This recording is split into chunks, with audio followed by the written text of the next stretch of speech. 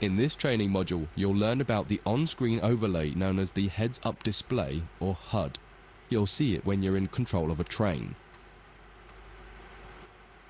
You can configure a range of parameters for the HUD that affect how it looks in the game settings. In this tutorial, you're going to take a look at the two main types of HUD and make a first choice of which one you prefer. Get started by climbing up the ladder into this train and sit in the indicated driving seat.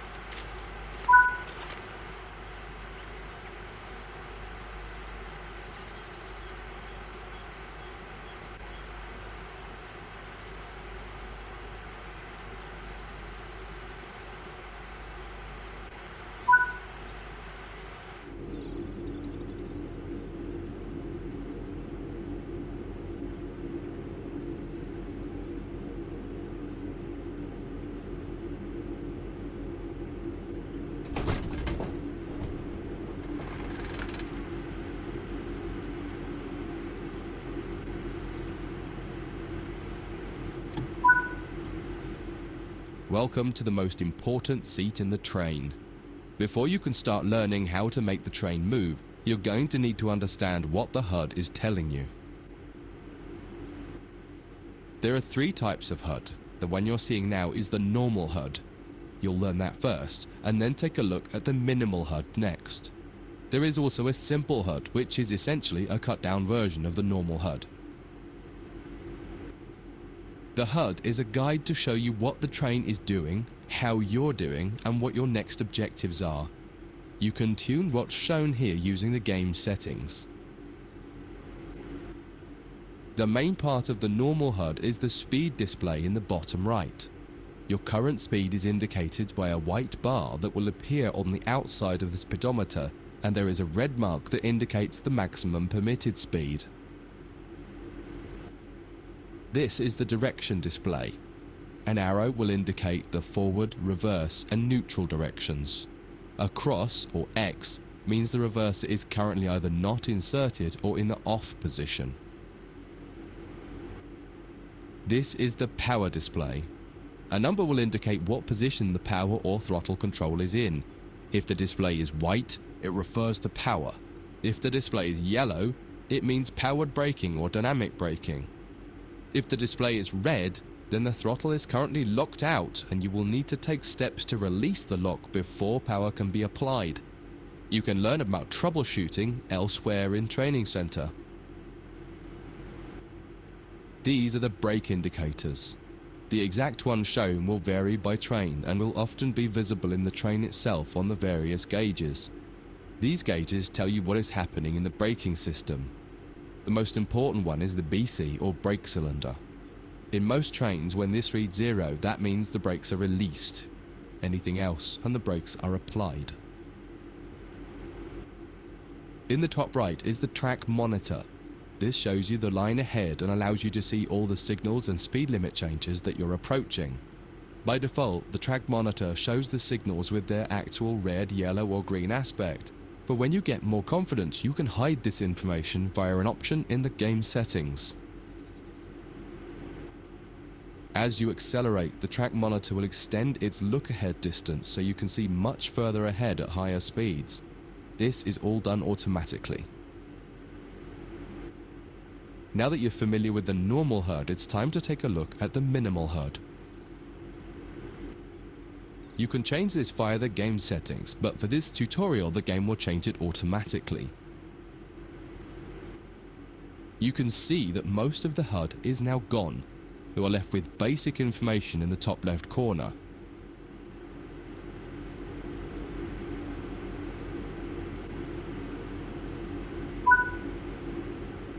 The minimal HUD immerses you in the experience of driving the train.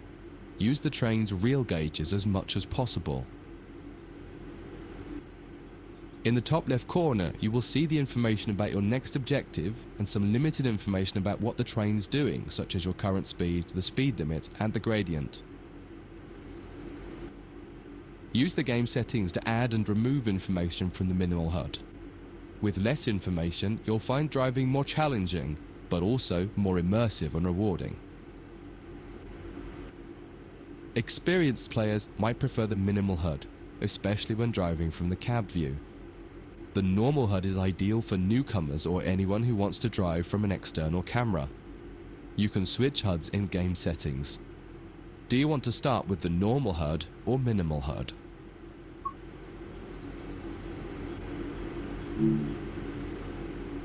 That concludes this module. If you wish to replay it, you can come back to it at any time via the Training Center.